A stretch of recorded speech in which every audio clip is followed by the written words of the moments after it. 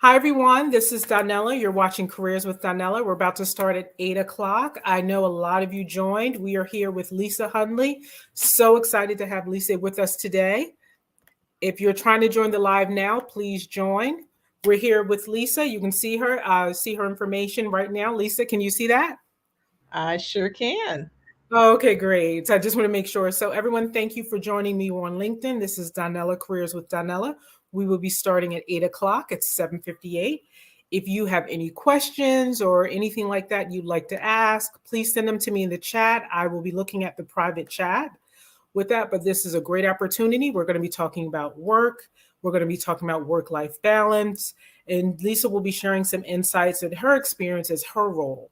So if you have any questions, please feel free to contact me. Oh, I got a comment already from someone. Hi, Pamela. Pamela, hi. Pamela Bell. Good evening, ladies. So thank you, Pamela. So we know for sure we're live. And I clicked the right button. So thank you. Pamela is also, Lissah, going to be a future guest down the line Oh, for wonderful. April 8th. So thanks for connecting I'll with be us, watching, Pamela. Pamela. So Pamela, no, here she is. There you are. Hi, Pamela. Thank you for calling tonight. Oh, I remember Pamela. Beautiful profile picture, too. Yeah, that's what I said. I have to tell everyone if you're looking out here, this is a great profile. This is what you need on LinkedIn. Follow what Pamela did, please. Professional, engaging. It shows her personality. We love it. And we're going to be talking to Pamela on April 8th, just so you know. So you got a sneak peek of one of my future guests. That's awesome. So, hello everyone for joining. Again, my name is Donnella. I'm Donnella Tillery on LinkedIn.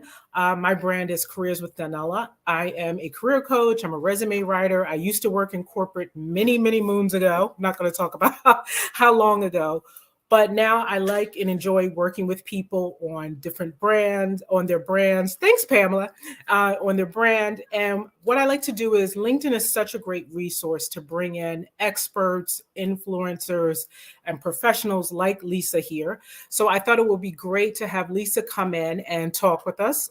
So let me just introduce Lissah. Lissah Taylor Hundley. She's a JD and she works with Salesforce, and she is the Human Capital and Diversity, Equity and Inclusions. She's the Global Vice President of Equality Recruiting Strategy at Salesforce. And I wanted to make sure everyone sees that. Great.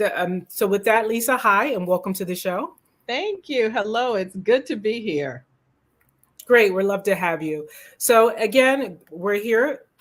There's a slight delay. It's 8:01. So I'm going to start with our Careers with Donnella interview. So Lissah, tell us a little bit about exactly what do you do as the Global VP of Recruiting and Strategy at Salesforce? Sure. So, I get excited even talking about it. I absolutely love my career. I mean, it's a job, career, whatever you want to call it. But I spend my days, literally my days, looking at diverse talent, Mm-hmm. underrepresented groups, underrepresented minorities, the technical term for what we call URMs, diverse people every day, talented, diverse people. And my teams on the equality recruiting team and also other recruiters at Salesforce, we actually look to hire folks that look like me and look like you and others on the call today. We have so many applications that come through every single year. And to have a team of folks, under my leadership and just overall across, recruiting, because we have a very large recruiting organization focused on equality. It's Mm-hmm. amazing. I have not been at an organization with such a focus on equality from a talent acquisition perspective, and so that is I guess the layman's terms of my 9 to 5. And it's great. And I did Salesforce. I used Salesforce many moons ago. So I Awesome. think the one thing actually, well, would you and I have a couple of friends that actually use Salesforce, but will you just a little bit tell people what Salesforce is exactly? Because I think people see it on LinkedIn a lot and they're not really sure. Yes.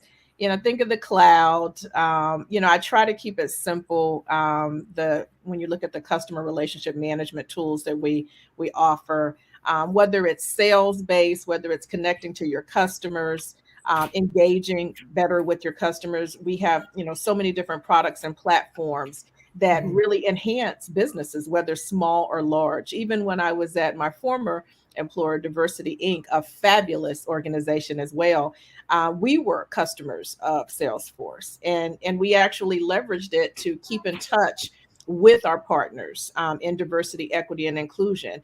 Whether it's via email campaigns, sales strategies, etc. And that's just one piece of the business. We support financial products. We have all kinds of different things. What we're doing here, virtual meetings and such, how you're signing your legal documents and all kinds of other things.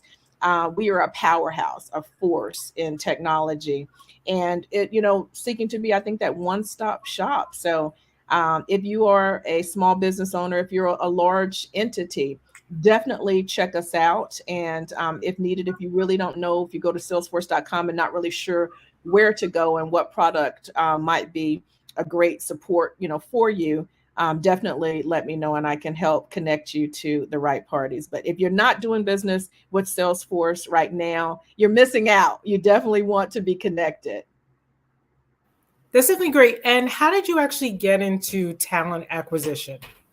So I've been associated and leading and had a passion and love for talent acquisition for many, many years. So it started out with early career talent. And, when you're working with the university relations programs, you're connecting with interns and co-ops and helping them get situated, getting visibility within organizations, spotlighting their skills before the huge millennial push that occurred some years ago. And I just sort of really had I got energized by working with this, early career talent and folks trying to figure out their path in corporate and have never had, that type of job at all. So, started managing teams there. Also, took on leadership roles, sort of, responsible for diversity recruitment strategies of organizations as well. And I've always been close to diversity, equity, and inclusion. I've been on the front line as an activist for many, many years, but to be able to move the mark corporately. So think of it this way. For me, I am so passionate about the work I do in diversity, equity, and inclusion, or equality, as we call it at Salesforce. But I'm also passionate about impacting people's lives. Okay. To be in a recruiting talent acquisition function, and you can help provide access and you can advocate for folks to change their lives, literally. Some folks who have been laid off, who might be seeking a better gig, I call it, or a higher income, or even a job that's fulfilling, that meets their values. And we help open the doors to those folks. And it's life-changing. And it's such a great feel-good experience when you help someone get settled and they're excited and they can provide for their families or re-enter the workforce and all of those good things. So that's really how I got into talent acquisition. But having that passion and commitment and focus on diversity, equity, and inclusion, it gave me a niche type of opportunity that led to where I am now. Just want to make sure I undo my mic. So one thing when I met you, it was really great. You were always traveling on the road. You're always busy. So I was so excited when you could do this. So I think a big thing now everyone talks about is work-life balance. Yes. Work-life balance. And you're one of those people that really has to do it. Yes. So I guess if you could share with us, because so many people now are doing their jobs, they're working from home, they're doing Zooms, they're doing this and they're doing that, and they still got to keep it together. What are some of the things that you keep yourself grounded, to keep yourself focused, because you have such a high profile job? No, I appreciate that. First and foremost, for me, working for an organization that believes in wellness and work-life balance, that is super important. And I'm, working within an organization that believes that, we have the wellness days and other things. I just love the focus on the people. But personally, for me, families first. And so, even with my career now, it helps provide for my family and extended family, et cetera. And I'm trying to build and leave a legacy for my family, but that family dynamic is super important to me. So I schedule time, and I have an awesome support system in my partner in crime, the executive assistant, Kelly Miles, who works with me, and others on the team, to make sure I block out time for me and for my family. And so even with travel, so coming up over the next 4 weeks, I'm on the road. Like I'm in, 3 different offsites, and then I have my offsite. I'm bouncing around 3 different cities and, Right. I'm going global also, later this year, visiting some of, my teams in other parts of the country and looking at, because I'm still getting to know the business as well. But blocking time on your calendar is important. So I have blocks in between certain meetings just to refresh and regroup. People don't realize this, but I'm an introvert. Really? Wow. So you're like me. Yes. I'm the same way. Yeah. So as an introvert, when I'm speaking and meeting with groups of people and constantly engaging, I'm drained, after each meeting. And so sometimes I need just a refresh break and just to recoup. And then not having those, hey, work until 8 o'clock or work until 9 or 10 o'clock, days every single day. And then Fridays, I like to leverage Fridays as, no meeting days per se. That's a good idea. Yeah, and the teams need a break too, because we're going hard all week. So if you can block your calendars on Fridays as no meeting days and just, catch up, breathe for a little bit, and then check out on time and then spend time with family, friends, whatever it is you like to do, that helps you keep your balance. What's your guilty what's your guilty pleasure to watch? Oh my goodness. So I'm watching the Power Okay. right now. I am a Netflix-aholic too. The woman across the street in the window or whatever. Oh, okay. Yeah, I haven't seen that one yet. I know it's really good. Okay. But I will binge watch. When I get on something, I will binge watch until it's over. Like I was one of the late folks to Game of Thrones and literally watched Game of Thrones within a 40-day period. Like I'm obsessive. That's impressive. On something. So Netflix all day. I will go from series to series, show to show. I have to take. Wow, that's great. I'm glad you watched GOT. And for the record, for everyone on LinkedIn, Khaleesi was right. That's where exactly. I stand. So people are going to be like disconnecting from you. But I was with Khaleesi. She should have did it. Yep, I'm right with you there. So just a few things. So we talked about, like a little bit about how your work-life balance and things like that. So we want to get into, I had a couple questions from people. Oh, Pamela's a binge watcher too. We want to get, same here. I'm into the reality shows, but I wanted to, have this opportunity because I see a lot of people on LinkedIn trying to connect with recruiters. Yes. All the time. And I see all these LinkedIn posts and I try to tell people, everyone's looking at that we need to stay a little more professional, a little more positive. Recruiters are people too. Yes. And I think people don't realize, you were talking a little bit before we started about how just you can almost get inundated, if that's the right word, of how many people are approaching a recruiter on LinkedIn and just how much. Can you your perspective, I think, would be helpful for people to understand how people are approaching you and how it's maybe not the best way when you're trying to apply for a job. Yes. So my team has been trying to get me to change my profile, sort of switch it over to where folks just can't, direct DM me. They can just follow you. Exactly, just follow. So folks wonder why so many people are moving towards the just follow model. It's because of the DMs and just the weight of it. My first thing is be kind to people. Kindness goes a long ways, and be patient. So I have yet to convert my profile to just the follow profile because I like engaging with people. And right now I'm finding that a lot of people need help in different ways. It might not even just be a job. It might just, be some words of encouragement or some folks, I'm a part of, the older generation and folks, may have been laid off or they're going through a job change. And just sometimes that, kind word of encouragement, goes a long way. So I'm holding strong to not convert just yet, but I'm going to tell you, I have days where folks may be pushing me, rethinking it. So these are things you don't want to do. For one, you don't want to just send your resume, blindly to someone. We should not be accepting as recruiters just unsolicited resumes. If you're interested Right. in a role, go to salesforce.com. We have slash, companies slash careers, and check out our awesome jobs that we have, or, and then apply. But also too, if you don't know someone, so I get probably about 300 plus requests.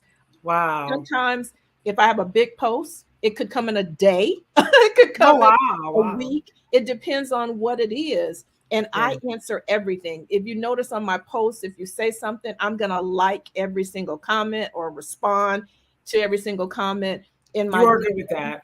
I noticed that you are good with that. but my team sometimes they're like, oh my gosh, Lisa, and they get concerned because it's sort of like another job after hours, having to do that. And I respond to every single message unless someone's sending something crazy or they're trying to solicit or, something of that nature. But for talent, I respond, and then I'll try to, redirect them. So you have to know your audience. Me as the leader of a team, I'm not directly recruiting. Now I'm, looking for talent, but I'm not the one, reviewing your resume and putting you through the process and having the phone conversations unless you're interviewing for one of my roles.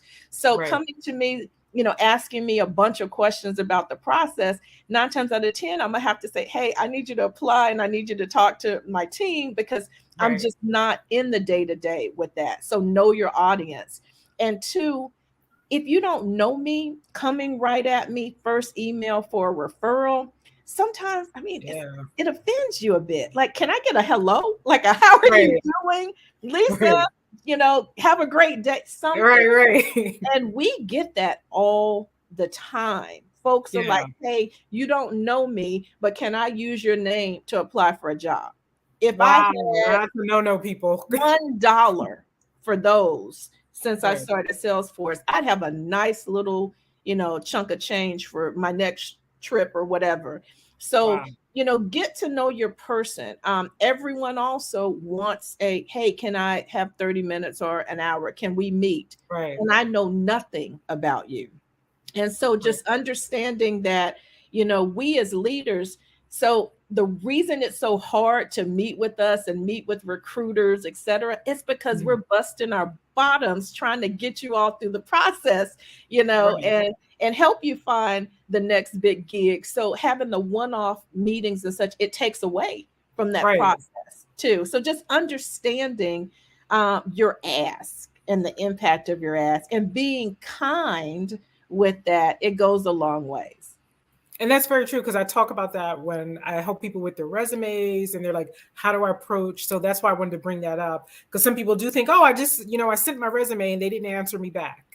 And I tell people it takes time. So I'm glad we really addressed that. So those people out there, listen to this hard, again, go through the proper channels. I think that's what Lisa was trying to say. She does try to connect with people, but it's a process. Like, people don't realize it's a huge global company that they have to go through with that. So, and we get millions of applications. Last year, we got a couple of million applications. So when you think of the numbers too, and how much attention we have to pay to, the couple of million that applied, and then you have a one-off ask. Yeah. By the way, 30 minutes, and they don't even know what country you're in. They probably, you could be in Europe, you could be, or in they know nothing about me. They just may have seen a post or something. Most people can't even pronounce my name right, and so it's interesting. And I don't know, if that's a new trend where someone's coaching folks to tell them to do that.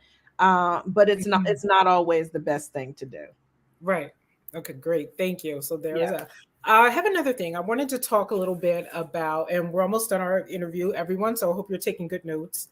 So I want to talk about, I have a few people. Sometimes I have people who are working their job. They enjoy it, but now they feel that they want to go the next steps. What are the right ways, or rather I say, what are your recommendations? Because again, this is just a conversation about, you're ready for more responsibility. You're ready for more salary. You love the company, you love the culture, but you're not quite sure how to approach your boss. Can you give some insight? Just your perspective on that. I don't want people tomorrow, it's Monday, saying Lissah and Donnella said Exactly. to do this. So, but just your perspective. Yeah. So the onus definitely is on the person, but if you have a great, structure within your organization, from a talent, review, talent management, succession planning process, that helps a lot as well. But my first question to folks, when they talk about this, or they, want guidance or input, is, are you really ready for it? How have your performance reviews gone? What does your leader think of you? Do others in the organization even know you, and what you've done? Because you want your name to show up in the room when you're not there, even if Positively. you're not positively, even if you're not in any type of formal sponsorship type of, program, etc. But I find a lot of talent, sometimes folks have no clue about the awesome things that they've done. So, Yes. as diverse folks, especially women, we sometimes tend to be more humble. Yes. We have to get better at telling our story, Yes. diverse, leaders. We've been told for so many years that we have to be quieter, or we have to be more humble, or this should be a team thing. Yeah, I do all the time. I tell people be assertive but not aggressive. Yes, When I yes. talk to them, So having that balance, is important. So when you figure out, yes, you're truly ready, have that conversation. Does your leader even know that you want more responsibility? You want a stretch assignment, or you're looking for a promotion? I'm gonna tell you, coming into my new role, I'm about, almost 7 weeks in now. Our we call them ESBPs, or HRBPs, however you use the term.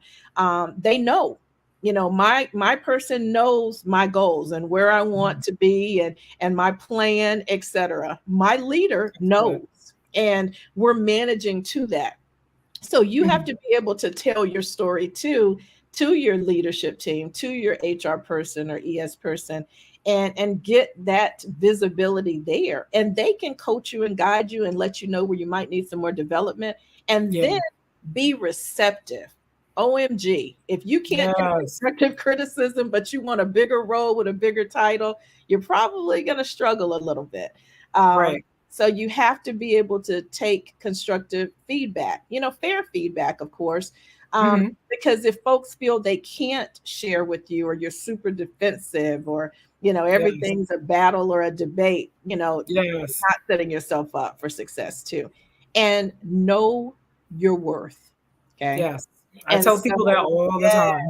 Know your worth, because if you can't get it there, somewhere else you can, don't everybody jump ship. Please don't everybody jump ship, but know your worth. And if you've gone through all this and you still see that you can't progress within your organization, then start working on your plan. And that's actually another thing, because I was very fortunate. I worked for corporations that were really, really good, and they helped me.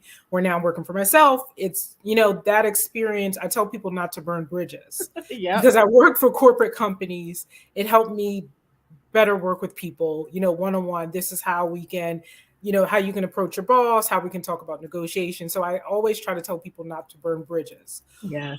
Another thing I think people don't, and you kind of brought it up, what if you realize that you're not the right fit for the culture? Because sometimes it just happens. It's not the right company for you. It's not the right nonprofit. Or maybe, you feel like, well, maybe this is ageism, or am I too young? Am I too old? And people are kind of starting to go all this stuff in their head, which affects their performance. Yes. But it is, it's really, part of it is, this is just not the right position or maybe place for you. Is there some insight you can give on that? I know that was a lot, but if you can share a little bit about that. I mean, do you know what your values are? What makes you happy? What completes you, per se? Because we spend so much time, in our careers, whether we're remote or in the office, the hours that we're, with each other on video, or in the office and meetings, etc. It's a lot of time. So you should be comfortable. It might be a challenge. You might have a super challenging job, but you should at least feel like you can be yourself. You should feel that it's an inclusive work environment. Hopefully, the values of the organization fit and connect to your values. And if not, it's time to really, really step back and think about if that organization is for you.